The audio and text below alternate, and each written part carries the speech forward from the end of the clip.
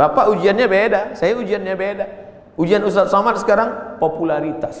Kemana-mana mesti pakai masker. Kalau enggak semua minta foto. Saya kalau naik pesawat pilotnya minta foto, saya nggak terlalu risau. Pramugarinya minta foto juga. Ini yang saya payah, nggak susah sedikit. Pede sekali dia ngomong begitu.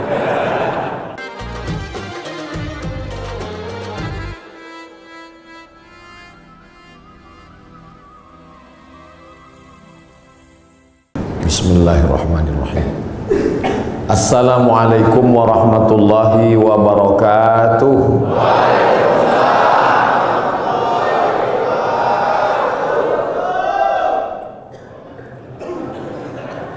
Begitu kalau tentara menjawab. Alhamdulillah wassalatu wassalamu ala Rasulillah wa ala alihi wa sahbihi wa man da'a bi da'watihi wastanna bi sunnatihi ila yaumi liqa'i rabbih. Rabbi shrah li sadri wa yassir li amri wahlul 'uqdatam min lisani yafqahu qawli. Saya berceramah di tengah TNI, tentara ini rasanya sudah sering. Perasaannya ngeri-ngeri sedap. Dulu diundang oleh Komandan Korem Wirabima Riau Pekanbaru, dan biasanya mudah diingat karena mereka buat sesuatu yang khas. Itu teringat terus karena saya disuruh ceramah di atas mobil seumur-umur. Jadi ada sesuatu yang membuat kita teringat. Berganti waktu itu Pak Nurendi, berganti komandan yang baru, itu teringat juga karena unik juga yang dia buat. Tiba-tiba datang ke rumah saya seorang tentara, Pak Dewa namanya. Pulang saya diberitahu tadi ada tentara datang. Saya tanya ngapain? Ngambil baju.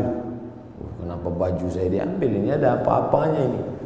Rupanya beberapa hari setelah itu dia kirim 5 baju supaya Ustadz Somad ceramah bajunya ganti-ganti. Teringat. Kemudian pula di beberapa tempat ceramah hampir dibatalkan, tidak boleh, tapi akhirnya jadi. Setelah saya telusuri, kenapa jadi? Karena Bapak Dandim berani bertanggung jawab kalau ada hal-hal nanti yang bisa membuat Ustadz ceramahnya tidak jadi. Jadi saya di kesempatan ini tak dapat disebut namanya satu persatu, ingin mengucapkan banyak terima kasih kepada TNI yang sudah memberikan kontribusi dalam bidang dakwah. Mereka tidak berceramah tapi memberikan jalan. Kata Nabi, man jahaza ghazian, siapa yang memberikan jalan untuk dakwah maka dia sama seperti orang yang berdakwah. Dan siapa yang paling mulia nanti di hadapan Allah belum tentu yang ceramah, boleh jadi kameramen, karena mereka yang menshoot kemudian mengupload dan ditonton orang banyak. Oleh sebab itu siapa yang paling besar pahala jasanya di hadapan Allah? Mudah-mudahan kita semua nanti melihat amal kita di hadapan Allah, dan kita bersama di masjid ini, bersama di majelis duha ini, bersama di masjid Maulid Nabi Muhammad SAW, bersama pula kita nanti di surga Jannatul Firdaus. Kalau nanti Bapak Ibu mencari-cari kenapa Ustadz Abdul Somad tidak ketemu, tidak nampak di surga, cari di ruang VVIP. Kenapa Ustadz tiba-tiba ingat VVIP? Mengingat saudara-saudara yang di atas. Mereka ini ruang VVIP. Masya Allah, tabarakallah. Mengapa saya diundang dalam acara peresmian masjid? Memang itu doa saya selalu, dan saya sampaikan di beberapa ceramah. Tolong jangan undang saya peletakan batu pertama masjid, tapi undanglah saya pada acara peresmian peletakan keramik terakhir. Alhamdulillah doa itu dikabulkan Allah Subhanahu Wa Taala, dan yang mengundang saya Direktur Keuangan. Bangga kita. Tidak mungkin acara apapun terjadi kalau tidak ada izin dari keuangan. Semuanya bicara uang, materi, duit. Oleh sebab itu kebanggaan luar biasa. Dan ternyata Bapak Direktur Keuangan TNI, Bapak Brigjen TNI Temas, ujungnya titel saya lupa. Beliau tidak melupakan pendahulu beliau disebutkan yang ke-17, ke-18, ke-19, ke-20. Ini yang sekarang terjadi krisis di tengah masyarakat kita, melupakan orang masa lalu. Siapa yang melupakan sejarah, maka dia sudah kehilangan pondasi, rapuh. Ini bangunan tegak berdiri karena ada pondasi. Abu Bakar Siddiq tidak mau naik ke atas mimbar di lantai 3. Mimbar Nabi itu lantainya 3, 1, 2, 3. Abu Bakar kalau khutbah di lantai 2 saja, di tangga nomor 2. Ketika ditanya kenapa tidak mau, karena yang tegak di tempat 3 ini Nabi Muhammad SAW. Ketika Abu Bakar meninggal, naik Umar tidak mau di lantai tangga nomor 2, dia tegak di nomor 1, di bawah. Ketika ditanya kenapa, karena yang layak di sini hanya Abu Bakar, yang di sini adalah Nabi. Mereka dulu begitu, orang sekarang enggak. Malah dia ganti itu tangga semua, ganti yang baru.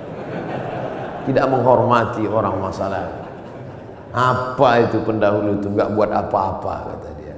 Tapi hari ini saya sedang diajarkan, wahai Abdul Somad, hormati pendahulu, hormati orang masa lalu. Kalau bahasa Bung Karno-nya, jas merah. Jangan sekali-sekali melupakan sejarah. Walaupun TNI jasnya hijau. Oleh sebab itu maka kadang ada nasihat itu sesuatu yang diutarakan dengan lisan, lidah, kata-kata, tapi ada perbuatan, action.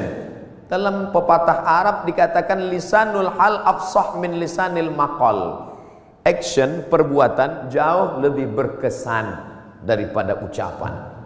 Mari bangun masjid, mari kita bangun masjid. Man bana masjidan, siapa yang bangun masjid, banallah mithlahu baitan fil jannah, Allah bangunkan untuknya satu tempat dalam surga. Bolak-balik saya ceramah, tapi andai ada yang bertanya, Ustaz udah bangun masjid? Belum. Tapi ada orang yang tidak pernah ngajak orang lain, tidak pernah ceramah, tapi real, nyata hari ini. Yang bisa bangun dengan uangnya, bangun dengan uang. Tidak bisa bangun dengan uangnya, bangun dengan uang orang lain. Tapi dengan kekuasaan yang ada di tangan kita, mumpung tanda tangan masih berlaku, mumpung ada segenggam kekuasaan di ujung jari titipan Allah, pakai menolong agama Allah Subhanahu wa ta'ala. Itu selalu ceramah saya ulang-ulang, dan hari ini saya melihatnya real, nyata. Mudah-mudahan ini menjadi inspirasi bagi seluruh orang-orang yang diberikan Allah amanah jabatan dan kekuasaan. Selama saya memimpin harus ada satu masjid yang baru, harus ada satu masjid renovasi. Kadang saya pergi ke salah satu kantor-kantor tempat ceramah, megah, besar, hebat, acara convention hall. Ketika nanya, Pak mohon izin mau sholat ke masjid, kecil, karpet pun bau kepinding. Tapi di masjid direktur keuangan, Masya Allah, megah, mewah, memandang ke atas, rasa-rasa dekat ke langit, doa terkabul. Mampunya indah. Kadang di beberapa masjid saya hilang konsentrasi, kehilangan bahan. Kenapa? Semua ibu-ibu berkipas. Hari ini tak ada. Adam, ayam, AC. Masya Allah, lihat. Itu sengaja di pintu AC itu dipasang ada tirai supaya menunjukkan dia hidup. Dipasang, hidup. Di beberapa masjid ceramah juga saya banyak AC, tapi nggak hidup. Ini hidup. Karpetnya luar biasa. Kemarin saya ceramah di salah satu provinsi, karpet tebal. Tapi sebelum naik ke atas, jamaah bisik, DKM, Dewan Kemakmuran Masjid. Ustaz, bagus nggak karpetnya? Bagus, saya bilang. Tolong nanti penggalangan dana, masih hutang Ustaz. Tapi masjid kita tidak. Masya Allah, tabarakallah. Man bana masjidan, siapa yang bangun masjid, banallah mithlahu baitan fil jannah. Orang Islam mesti kaya, karena syarat booking tempat di surga bangun masjid. Jadi yang nggak bangun masjid Pak Ustadz, yang nggak punya jabatan, yang nggak punya harta, ya siap-siaplah di emperan kaki lima. Jangan sedih, karena pintu kebaikan bukan cuma hanya bangun masjid, ada pintu yang lain. Man shalla isnatai asyarata raka'ah, siapa yang sholat 12 rakaat fil yaumi wal lailah, sehari semalam, bunya lahu bihinna baitun fil jannah, dibangunkan juga satu tempat di surga. Artinya apa? Yang bisa bangun masjid dengan materi, uang, kaya, kekuasaan, silakan. Yang nggak bisa, makmurkan masjid dengan sholat sunat 12 rakaat. 2 rakaat sebelum subuh, 2 rakaat setelah zuhur, 4 rakaat sebelum zuhur, 2 rakaat setelah maghrib, 2 rakaat setelah isya. 12 rakaat. 2 rakaat sebelum subuh, 4 rakaat sebelum zuhur, 2 rakaat setelah zuhur, 2 rakaat setelah maghrib, 2 rakaat setelah isya. Salat sunat, simple, booking tempat. Bangun masjid sudah, salat sunatnya juga lancar, mantap. Sudahlah nggak bangun masjid, salat sunat pun enggak. Mau tinggal di mana? Masya Allah, tabarakallah. Ditunjukkan bahwa segenggam kekuasaan bisa dipakai untuk menolong agama Allah subhanahu wa ta'ala. Ustaz Somad, ajarkan kami, ceritakan kami tentang Nabi Muhammad supaya kami merasakan bagaimana dekatnya dengan Nabi. Bapak-bapak TNI, tidak perlu saya ceritakan bagaimana kehidupan Nabi, karena yang paling bisa merasakan rasanya, gimana kira-kira perasaan Nabi saat itu adalah bapak-bapak tentara. Kenapa begitu? Karena Nabi itu kehidupannya sebagai panglima perang, panglima tentara. Nabi jadi Nabi mendapat wahyu umur 40. Berdakwah di kota Makkah 13 tahun. 40 tambah 13, 53. Memimpin perang terbesar bernama Perang Uhud di tahun kedua. 40 tambah 13, 53. Tambah 2, 55. Nabi di usia 55 tahun, perang Badar, naik kuda dari Madinah ke Badar, lokasi perang 150 km naik kuda. Tolong cari ustadz umat Nabi Muhammad yang umur 55 tahun naik kuda 150 km. Yang bisa melakukan itu hanya tentara, yang bisa merasakan sport, yang bisa merasakan naik kuda. 1 jam naik kuda sama dengan 1000 kali push up. Jadi kalau 150 km ditempuh Nabi usia 55, berarti 3000 kali push up. Siapa yang bisa melakukan itu? Saya nggak bisa. Saya ceramahnya aja mungkin bisa ikut Nabi, khutbahnya mungkin, tapi untuk melakukan seperti yang dilakukan Nabi Muhammad SAW, orang yang amat sangat sehat. Nabi umur 55 tahun memimpin perang 150 km, naik kuda 3000 kali push up menurut ilmu kesehatan. Hari ini apa yang dilakukan umat Muhammad umur 55 tahun? Membawa map ngurus pensiun. Jadi yang paling bisa merasakan itu adalah rasa sehatnya, rasa fit fisiknya, rasa kekuatannya. Iyalah, dia kan Nabi, kami kan manusia biasa. Ayatnya sudah dibacakan tadi. Wa ma Muhammadun illa rasul. Muhammad bukan Tuhan, Muhammad bukan malaikat, dia hanya seorang rasul. Qad halat min qablihir rusul. Rasul-rasul sebelum dia meninggal. Adam, Idris, Nuh, Hud, Salih, Ilyasa, Zakaria, Musa, Ibrahim meninggal dunia. Satu diangkat, Isa alaihissalam akan diturunkan di akhir zaman untuk menegakkan agama Allah Subhanahu wa taala. Tapi yang jelas bahwa sebagian nabi itu meninggal, mati, dicabut Allah nyawanya. Dia manusia biasa. Allah tidak kirim malaikat. Seandainya Allah kirim malaikat ke atas dunia ini, orang akan berkata, yalah dia bisa buat gitu, dia kan malaikat. Tapi kita semua bisa berkata, dia manusia, saya manusia. Dia sehat, saya sehat. Mohon maaf Ustaz Somad, tadi saya terlambat menyambut selamat datang karena olahraga dulu. Begitu kata Bapak Direktur tadi. Dan di sini ada olahraga memanah, ada pula olahraga berkuda. Memanah, berkuda, persis seperti yang dipesankan. Alimu auladakum, ajarkan anak-anak kamu as-sibahah, berenang, ar-rimayah, memanah, warukubal khail, berkuda. Cuman yang saya heran, kenapa yang disebutkan cuman memanah dan berkuda? Berenangnya mana? Ternyata tentara tidak perlu disebut berenang, karena kalau tidak lulus berenang tak mungkin lulus jadi tentara. Memanah tepat sasaran. Untuk apa lagi memanah? Kan sekarang sudah ada senjata. Bagaimana nanti seandainya ada suatu zaman lalu lewat meteor besar di atas muka bumi, lalu semua besi-besi tertarik, habis dia sedot seperti besi berani yang lewat di atas bumi, maka semua besi tertarik. Apalagi yang bisa kita pakai kecuali memanah? Sehebat-hebatnya penembak sniper, tak ada lagi peluru, tidak ada lagi senjata, yang ada hanya panah. Maka memanah hari ini adalah senjata masa depan. Rukubul khail, berenang, menunggang kuda. Ustaz Somad cuma ceramah aja. Emang Ustaz pernah naik kuda? Itu yang video dan gambarnya viral, saya naik kuda. Tapi yang megang 4 orang. Ustaz naik ke atas, naik, foto, turun lagi. Memanah juga. Hebat juga Ustaz Somad, kemarin kami lihat video Ustaz memanah, tepat sasaran. Berapa anak panah tepat terus. Yang diupload yang tepat. Yang melesat nggak diupload.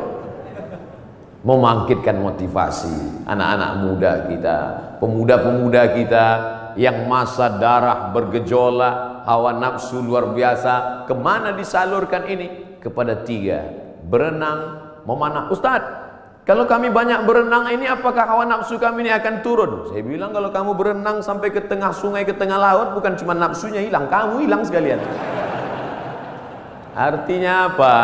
Islam tidak membunuh hawa nafsu, tapi hawa nafsu disalurkan dalam bentuk olahraga. Jadi jangan bayangkan Nabi Muhammad itu hanya duduk berzikir, baca Quran, lalu ketika datang orang cerita mati. Bukan begitu Nabi itu. Nabi itu panglima perang, strateginya luar biasa. Saat perang Badar, Nabi pagi-pagi sudah datang ke lokasi perang. Akhirnya lokasi perang dikuasai Nabi dan musuh ketinggalan. Kenapa Nabi awal? Nabi awal datang menyusun pasukannya di tempat matahari terbit. Karena Nabi pasti duluan, karena sebelum azan subuh dia sudah tahajud, badannya sehat, habis tahajud witir, habis itu sholat subuh, langsung dia susun barisan. Datang pasukan musuh, sudah kehabisan tempat, sudah di booking duluan. Nabi susun barisan di matahari terbit. 1-0 sudah kena. Kenapa? Karena kalau disusun pasukan di matahari terbit, maka mata musuh silau. Mata yang silau tidak nampak di mana anak panah, di mana tombak, di mana pedang. 1 sudah kalah. Lalu kemudian dari mana Nabi tahu jumlah pasukan? Tempat mereka berkemah, datang seorang sahabat. Ya Rasulullah, ya, apakah ada wahyu turun di mana kita berkemah malam ini? Tidak ada wahyu. Datang sahabat kasih pendapat. Saya ada pendapat ya Rasulullah. Apa pendapatmu? Kita akan berkemah di lokasi ini, tempat oase, tempat air di gurun. Karena dengan menguasai oase, musuh akan kehabisan air minum. Karena mereka datang 500 km dari kota Makkah, Madinah, dan sampai di Badar. 2-0 musuh kalah sebelum perang. Apakah Nabi ketika itu datang anak buah sahabat, ya Rasulullah, ini saya ada ide kamu jangan pakai, saya cukup dari Jibril aja. Nabi sebagai pimpinan mendengar saran dari bawahan, padahal dia menerima wahyu dari Allah Subhanahu wa taala. Poin yang ketiga, Nabi sallallahu alaihi wasallam tahu berapa jumlah musuh. Hebatnya strategi intelijen Nabi. Bagaimana caranya? Ketika Nabi melihat ada seorang pasukan dari kafir Quraisy mengendap-endap, kata Nabi, tangkap dia. Tapi ditangkap bukan untuk disiksa.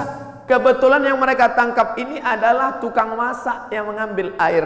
Ditangkap, ditanya oleh Nabi, berapa jumlah pasukan kalian? Kata tukang masak, mana saya tahu, saya kan cuma masak. Masa pasukan itu kan yang tahu pimpinan.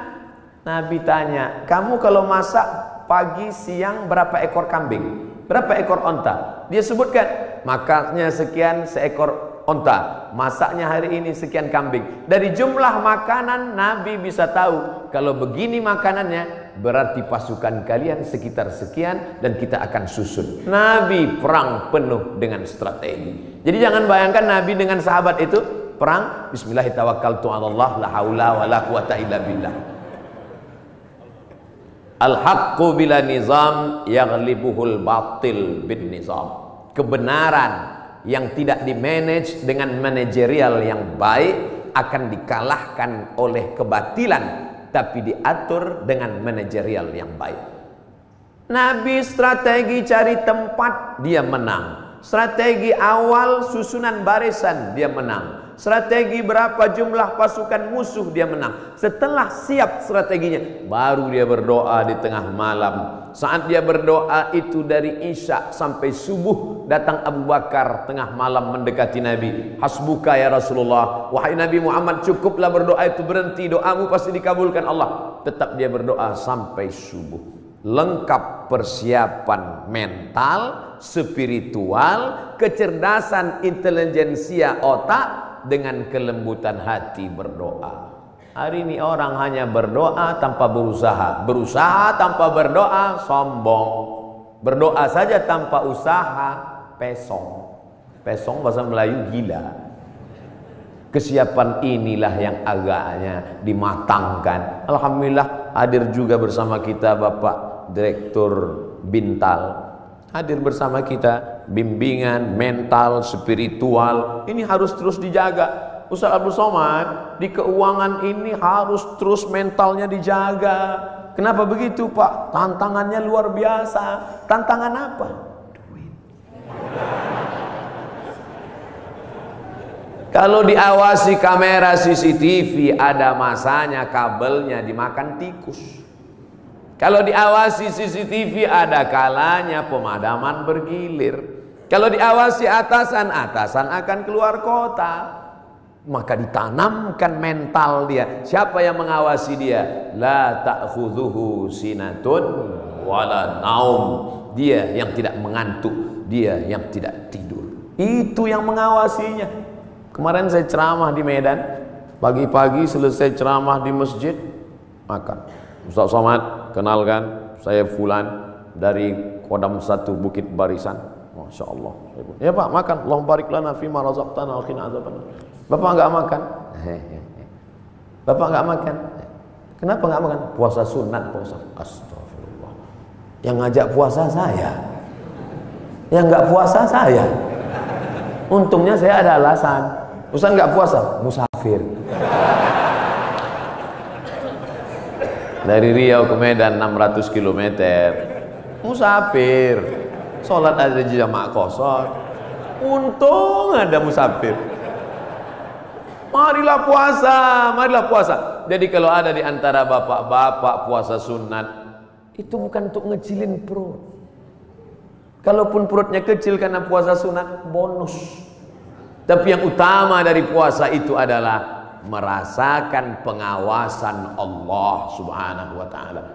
Mungkin di direktorat yang lain puasanya dikit, tapi untuk di keuangan ini mesti banyak puasanya. Kenapa? Karena pengawasan Allah harus ditanamkan.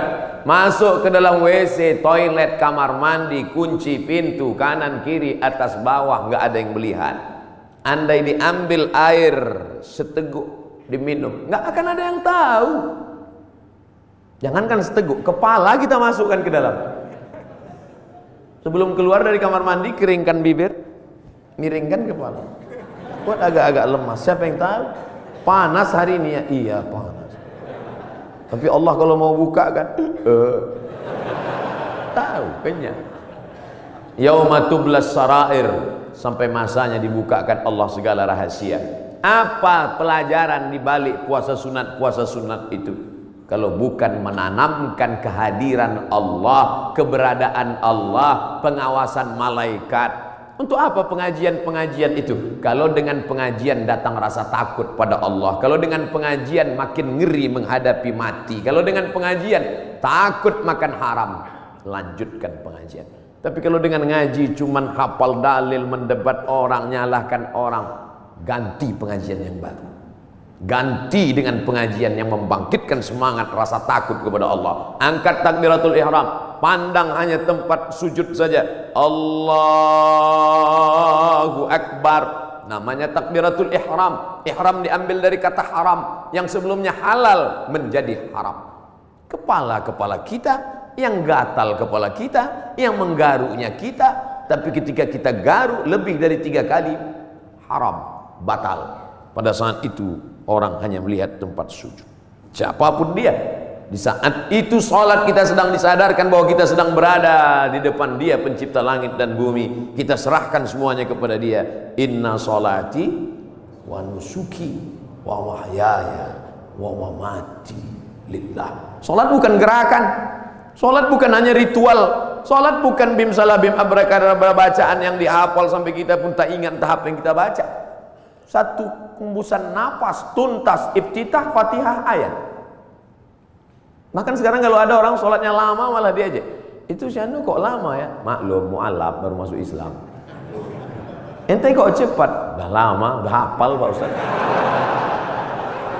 Padahal sholat adalah perenungan. Selain dari Allah kecil, Allahu Akbar. Jabatan ini kecil, tak ada apa-apanya. Kekuasaan ini kecil, tak ada apa-apanya. Yang besar hanya Engkau ya Allah. Kalau sudah mampu mengecilkan yang lain, membesarkan yang Allah, maka kalau dia hilang tidak akan terasa. Karena semuanya kecil. Banyak ibu-ibu yang sudah mampu membesarkan Allah sampai yang lain itu terasa kecil. Meninggal suaminya, slow aja. Ibu enggak nangis, kecil Pak Ustaz. Semuanya kecil. Ini hanya amanah Pak Ustaz. Ini hanya titipan Pak Ustaz. Kebetulan tercetus keluar dari mulut amanah. Masjid ini bernama Masjid Amanah. Lawan dari amanah, khianah. Amanah, khianah. Orang yang memegang amanah, al-amin. Orang yang mengkhianati amanah, al-khain. Ini namanya luar biasa, berat ini. Keluar dari amanah, khianah. Tidak bisa dibagi dua. Saya Pak Ustadz, kaki kanan saya memang amanah, tapi khianah sekali-sekali. Oh nggak bisa. Sifat orang munafik 3. Idza haddatsa kadzaba, kalau bicara dusta. Wa idza wa'ada akhlafa, kalau berjanji ingkar. Wa idza tumina, kalau dikasih amanah khana, berkhianat. Itu mengapa masjid ini diberi nama amanah. Maka sehari berapa kali masuk kemari? Subuh mungkin tidak. Subuh mungkin di Masjid Al-Ikhlas dekat rumah, mungkin di Masjid At-Taqwa dekat rumah. Tapi zuhur, asar. Tapi jangan gara-gara saya ucapkan ini lalu nanti takut sholat di sini. Kamu sholat di mana tadi? Masjid di luar aja lah. Kenapa nggak di amanah? Ngeri di situ. Kata Ustaz Somad. Masya Allah. Hati terus dikonekkan, jiwa terus didekatkan. Kalau sampai jauh dia akan kering. Bahwa kita semuanya lahir membawa iman ya.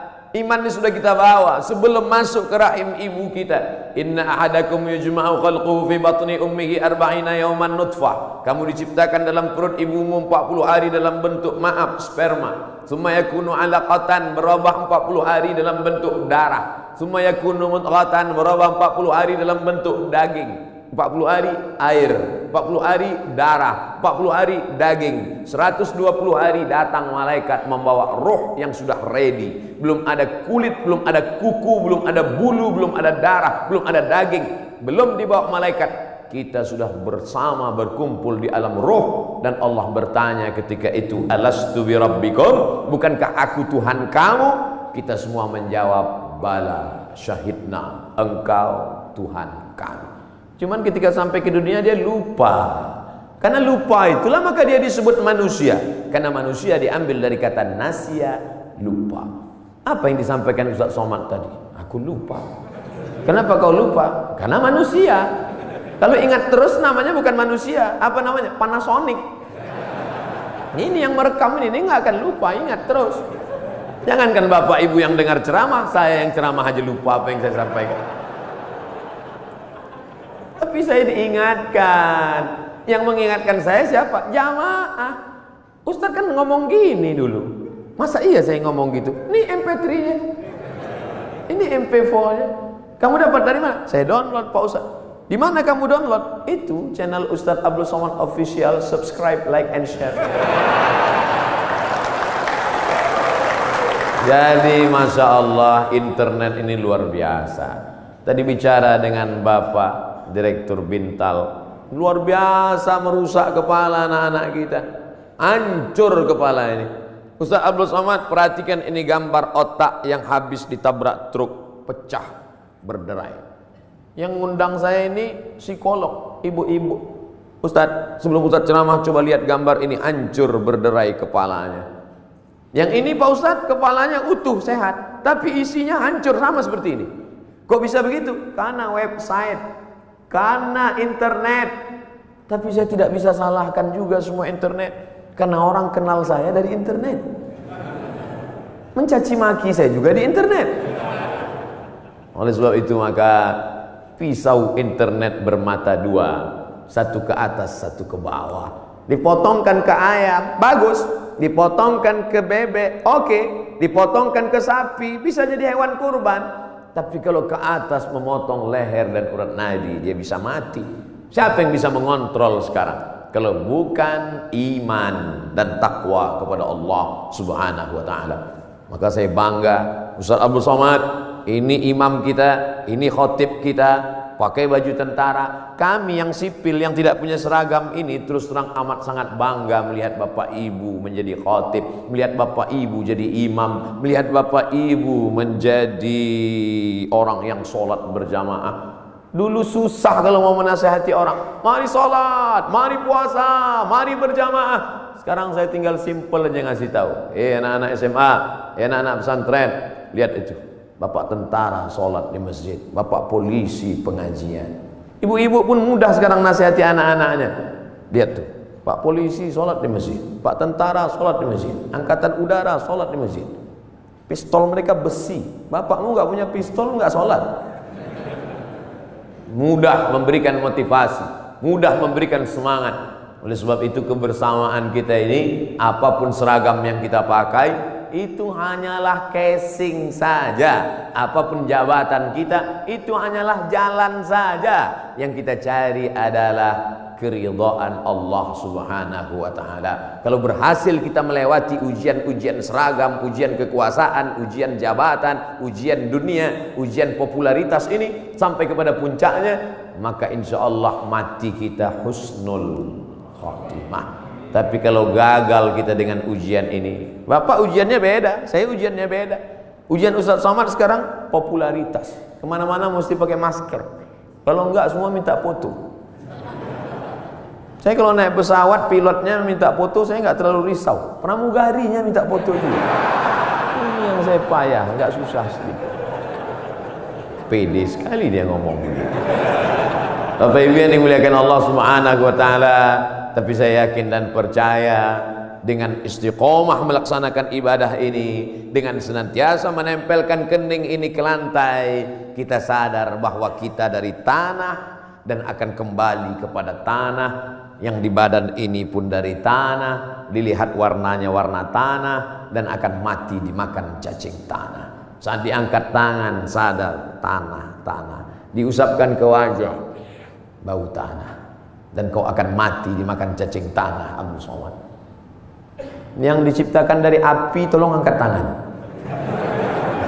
Berarti setan. Dia sendiri ngaku, khalaqtani min nar, aku dari api. Wa khalaqtahu min tin, dia dari tanah. Ana khairum minhu, I'm better than him. Saya lebih mulia dari dia. Saya lebih tinggi, saya lebih hebat, saya lebih agung. Kalau ada nanti orang berkata begitu, bisikkan saja, kau saudara setan.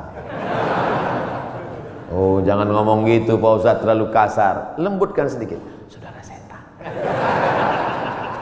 Dengan sholat kita sedang disadarkan siapapun kita tempelkan 7 anggota badan kita ke lantai, dari atas sampai ke bawah. Ujung kaki 2, ujung tangan 2, ujung lutut 2, satu kening menempel ke lantai. Mentang-mentang orang hebat, kekuasaan tinggi, tak mau menempelkan ke lantai. Allahu Akbar, tempel ke tiang.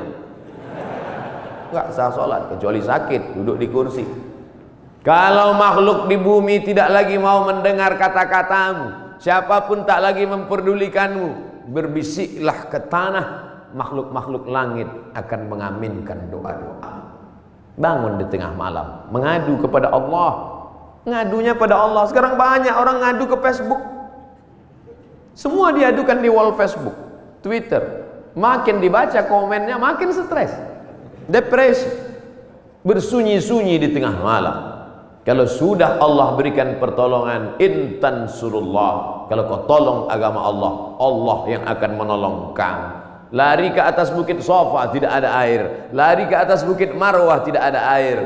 Di mana air itu datang? Air datang bukan dari tumit Hajar yang mencari air, tapi air dari tumit Ismail yang belum pandai berjalan. Hanya bergeser saja kakinya di atas pasir, memancar air Zamzami, air berkumpullah. Cerita ini 3000 tahun yang lalu. Karena Nabi Ibrahim pindah dari Babilonia ke Palestina 1800 sebelum Masehi. Sekarang sudah 2000, lebih 3000 tahun yang lalu. 1800 tambah 2000, 3819 tahun yang lalu. Cerita tentang air memancar. Saya kira ini hanya ada dalam buku-buku, dalam Al-Quran, dalam hadis Nabi, dalam sejarah.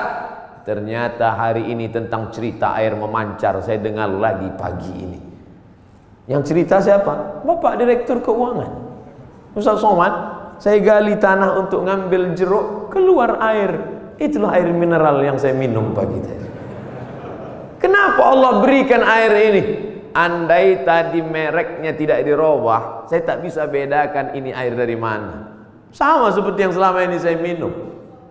Dari mana air ini datang? Dari Allah. Untuk apa? Ternyata persiapan pembiayaan pondok tahfiz Al-Quran yang sudah dibina dari sekarang. Datang rasa malu saya dalam hati. Saya selama ini cuma ceramah saja. Siapa yang membantu pondok tahfiz Quran? Siapa yang membuka pendidikan Al-Quran? Siapa yang menolong anak yatim untuk sekolah bantu Quran? Itu yang akan menolong di hadapan Allah. Makanan yang kau makan akan busuk, pakaian yang kau pakai akan lapuk, yang kau sedekahkan itu yang akan menolong di hadapan Allah. Andai ada yang bertanya, berapa anak tahfiz Quran yang Ustadz tolong? Jangan tanya-tanya. Ternyata Bapak sudah buat duluan. Ini pondok tahfiznya, pembiayaannya dari mana? Allah yang memberikan. Makin kuat keyakinan saya. Lama-lama saya bingung. Saya datang kemari ini ceramah atau belajar? Ternyata ada ilmu yang ditulis di atas kertas, tapi ada ilmu yang datang dari Allah langsung real nyata. Intan surullah, kalau kau tolong agama Allah, yansurkum, Allah akan menolong kamu. Ayat itu dari kecil saya sudah hafal. Ayat itu saya pelajari di Al-Azhar Mesir. Tapi kalau ditanya mana buktinya nyata, itu Allah menolong Nabi Muhammad. Apa kata? Itu kan Nabi. Mana real yang nyata sekarang? Hari ini saya mendengarkan ceritanya, kisahnya.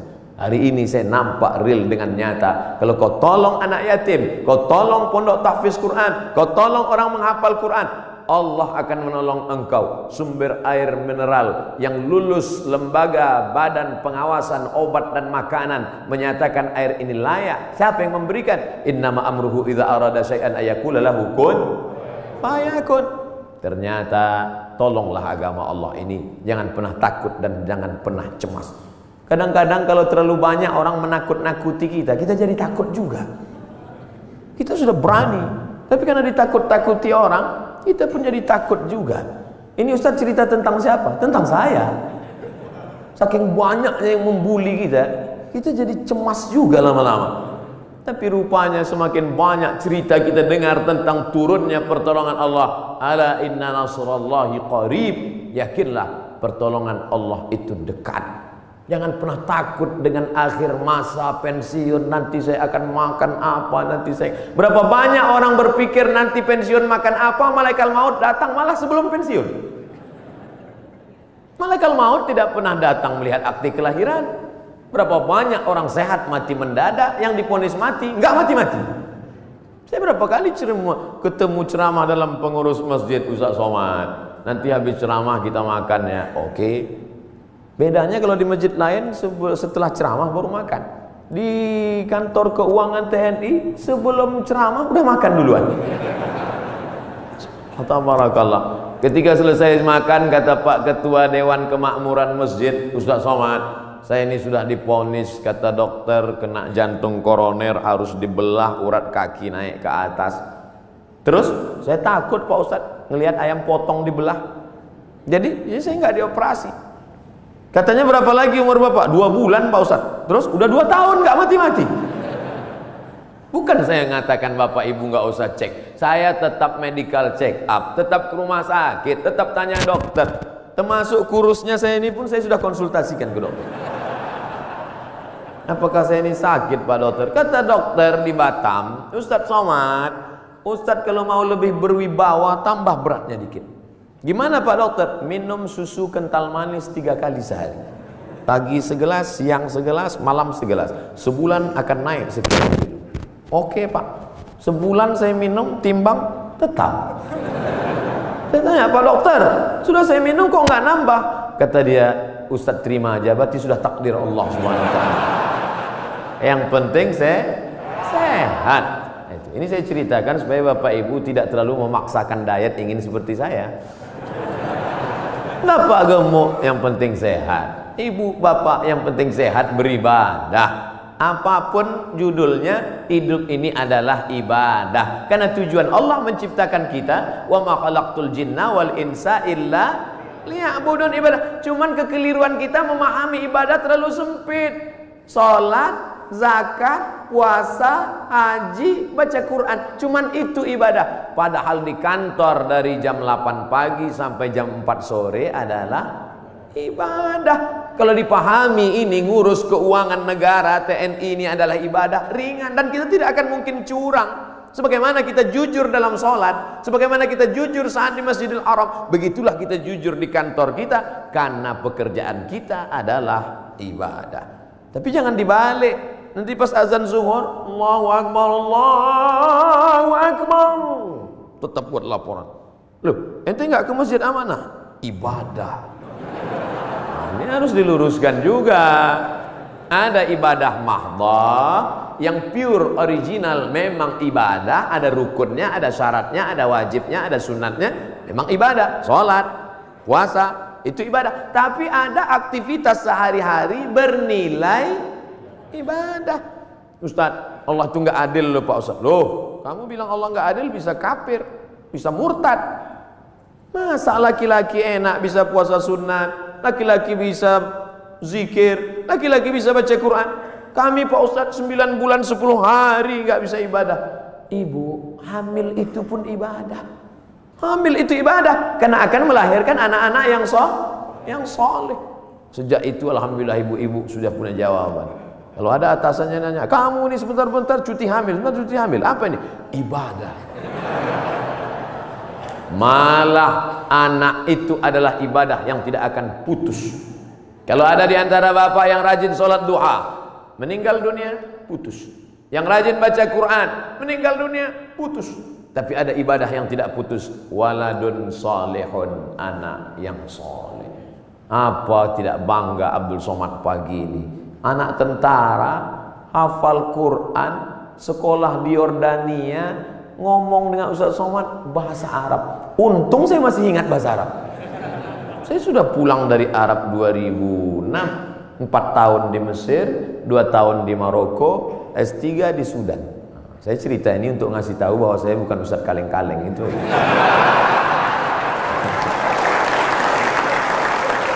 Kadang kalau ada orang cerita itu kita terlalu fokus pada kata-katanya. Sebetulnya di balik cerita itu yang penting, bukan kata-katanya itu. Perhatikan baik-baik. Saudara yang dimuliakan Allah SWT, Tapi kadang perempuan yang diingatnya bukan substansi maknanya, tapi katanya itu yang dia ingat. Makanya banyak perempuan terbuai oleh kata laki-laki, karena banyak laki-laki yang pandai menjual kata. Tapi kita harus pilih kata yang tepat, karena perempuan selalu mengingat kata yang tepat. Makanya Nabi tidak pernah panggil nama Aisyah. Nabi tak pernah panggil hei Aisyah, tidak, tapi dia gunakan kata yang lembut. Ya Humaira, wahai engkau yang kulitnya putih kemerahan. Karena perempuan akan mengingat kata pujian itu, ya Humaira. Tentara yang tegas, tapi ketika bertemu dengan ibu-ibu Persid, Kartika Chandra Kirana, maka kalimat dia tidak kalimat perang. Tidak mungkin dia pakai siap, tidak. Tapi dia pakai kata-kata yang lembut. Nabi Muhammad panglima perang, Nabi Muhammad tentara, tapi kepada perempuan apa kata dia kepada Aisyah? Ya Humaira, wahai engkau yang kulitnya putih kemerahan. Ustaz Somad, ya boleh saya panggil istri saya ya Humaira? Boleh, tapi dia nggak putih, nggak apa-apa. Menyenangkan hatinya, apa salah? Ya Humaira, jangan terlalu jujur. Ini pulang ke rumah manggil ya Hajar Aswad. Ternyata di balik seragam yang tegas itu, di balik tubuh yang berotot itu, ada kata-kata yang lembut, yang memukau, yang luar biasa. Karena di balik laki-laki yang sukses ada perempuan yang luar biasa, dan mereka hadir bersama kita pada hari ini. Mudah-mudahan kebersamaan di dunia ini menjadi kebersamaan peran perempuan. Man ala salasa banatin, yang membesarkan 3 orang anak perempuan fa'addabahunna. Kenapa Ustaz udah 2 kali ngelihat jam? Tentara ini disiplin. Makanya saya udah dikasih tahu, Ustaz akan sampai jam sekian, sarapannya sampai jam sekian, foto-foto sampai menit sekian, peresmian jam sekian, ceramah jam sekian. Dan saya memang dari dulu disiplin. Di mana-mana ceramah 60 menit sesuai yang tertulis di botol 600 ml. Pernah lebih, nggak pernah kurang. Tadi saya mulai jam 8.15, akan berakhir jam 9.15. Tapi ternyata ceramah di depan Bapak Ibu hari ini, waktu terasa begitu cepat berlalu. Sudah jam 9:05, 10 menit lagi berakhir. Padahal rasanya saya baru 5 menit aja di atas. Kata jamaah, Ustadz aja yang merasa cepat, aku udah lama kali udah. Bapak-bapak yang bagian ceramah, yang bagian kultum, yang bagian kata sambutan, itu pasti punya selalu ada rasa di hatinya. Kadang ada tempat itu kita ceramah terasa lama sekali. Kadang-kadang dilihat jam itu seperti tak bergerak. Tapi ada pula saatnya kita ngomong lancar, cair. Itu saya pribadi, itu tergantung jamaah yang mendengar. Kalau hati dia terbuka, itu kita lancar. Tapi kalau hati dia tertutup, apalagi mata dia tertutup, itu susah gitu. Terpaksa. Saya terus terang Bapak Ibu, ceramah ini dari pulang Maroko 2008, sekarang 2019, 11 tahun sudah. Masuk kantor, keluar kantor, kantor dinas, kantor badan, kantor polisi, kantor tentara, dari mulai Polres, Polsek, Polda, jumpa Pak Kapolri, jumpa dari mulai kan, mulai Dandim, Danrem, sampai jumpa semua. Macam-macam udah saya rasakan. Ada kadang atasan itu duduk saya, dinaikkannya kakinya pas ke wajah saya. Ingat saya yang berkesan-berkesan itu, ingat saya. Sampai mati saya nggak mau datang lagi. Ustadz dendam? Dendam nggak? Ingat aja. Nah, pernah juga saya pas ceramah, saya sedang ceramah, mereka cekikikan di belakang, kiki. Lalu saya tutup aja, demikianlah tahu saya ini, saya pun pulang. Mereka nanya sampai ke parkir, kenapa Ustaz, ada apa? Saya bilang, la tu'alliqil jawahir fi a'naqil khanazir. Jangan gantungkan permata di leher babi. Karena babi tidak bisa membedakan mana pasir, mana permata, mana rambut, mana ijuk, mana rumput, mana ilalang, mana padi. Dia tak bisa bedakan. Tapi hari ini di depan bapak-bapak yang berseragam, jenderal-jenderal, bintang 1, luar biasa. Itu aja yang saya tahu bintang, yang lain saya tak tahu. Saya merasa dihormati, dimuliakan, ceramah saya didengar. Pernah juga saya ceramah di salah satu kantor. Waduh, ramai, hebat. Begitu selesai ceramah, semuanya merebut absen. Rupanya dia absen atas. Ketakutan. Tapi hari ini saya merasakan ada ketulusan. Mudah-mudahan amal kita ini karena Allah Subhanahu. Dari bunyi aminnya bisa saya tangkap, memang betul. Jadi bahwa masjid ini sudah diresmikan, sudah dibuka, sudah dilaksanakan sholat berjamaah, nikmat terbesar. Selesaikah? Belum. Ada yang paling penting, istiqomah. Tapi ketika saya ceramah tentang istiqomah, marilah kita istiqomah. Selesai ceramah, datang panitia. Ustaz terlalu banyak nyebut istiqomah. Istiqomah sudah punya suami, Pak Ustaz. Istiqomah yang kita maksudkan adalah angin datang, ombak memecah, angin puting beliung, tapi kita tetap melaksanakan sholat berjamaah. Karena ini yang bisa menolong kita.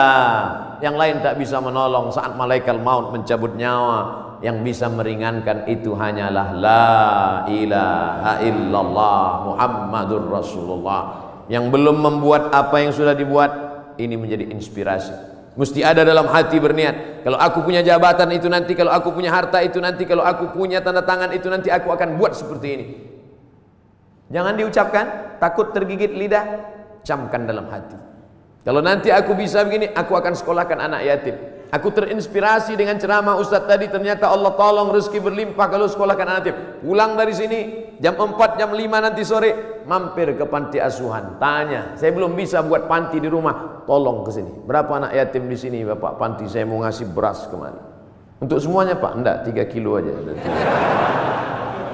Kebetulan kita baru mampunya segitu, jangan paksakan lebih dari kemampuan. La yukallifullahu nafsan illa wus'ah. Beramal ini kalau mau ditunggu nantilah sholat sunat.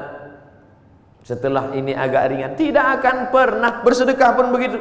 Saya nantilah sedekah Pak Ustadz setelah kepribadian saya mapan, punya rumah pribadi, mobil pribadi, kebun pribadi. Nantilah Pak Ustadz setelah anak kuliah, ternyata biaya kuliah makin tinggi. Nantilah setelah anak kerja, ternyata setelah kerja persiapan untuk nikah. Nantilah setelah anak punya anak, ternyata cucunya lebih banyak lagi biaya. Sampai mati kita tidak pernah beramal. Mumpung masih sehat, sempat-sempatkan. Mumpung masih ada, sempat-sempatkan. Mungkin yang kecil itulah nanti akan menolong kita di hadapan Allah Subhanahu wa ta'ala. Abdul Somad diminta bercerita tentang Nabi Muhammad dalam waktu 60 menit. 63 tahun mau diceritakan 60 menit. Bahasa Arabnya mustahil. Impossible, tidak mungkin itu. Oleh sebab itu kita gunakan telinga, datang pengajian, ceramah, tausiah, maulid. Wal basar, mata, baca buku. Saya anjurkan di bulan maulid ini beli buku sejarah Nabi, macam-macam. Saya pernah diberi oleh Bapak Dirintel, judulnya Intelijen Nabi. Bagus. Jadi yang dibaca itu khusus aspek intelijen Nabi. Saya pernah juga diberi buku, tapi untuk buku umum yang bahasanya simple, sederhana, judulnya Ar-Rahiq Al-Makhtum. Tidak diterjemahkan ke bahasa Indonesia judulnya. Memang itu judulnya, Ar-Rahiq Al-Makhtum, tapi isinya bahasa Indonesia. Ditulis oleh seorang pemenang Nobel Sejarah Islam Internasional dari India, namanya Syekh Safiur Rahman Al-Mubarak Furi. Dulu bukunya saya beli 44.000, soft copy, soft cover. Kalau harganya naik bukan tanggung jawab saya. Beli. Nanti kita mati, anak kita buka lemari, menangis dia melihat buku, ternyata papa meninggalkan buku tentang Nabi. Pertama dia nangis karena ada warisan tentang Nabi. Yang kedua dia nangis bukunya masih di sampul plastik. Tapi nggak apa-apa. Tanamkan cinta Nabi pada anak-anak kita, supaya sebesar apapun jasa kita, anak kita lebih hormat Nabi daripada kita. Kenalkan anak kita dengan Nabi. Tadi sebelum kemari saya ketemu dengan sahabat-sahabat dari artis. Kalian tidak bisa ceramah, buat film animasi, buat film cerita tentang Nabi.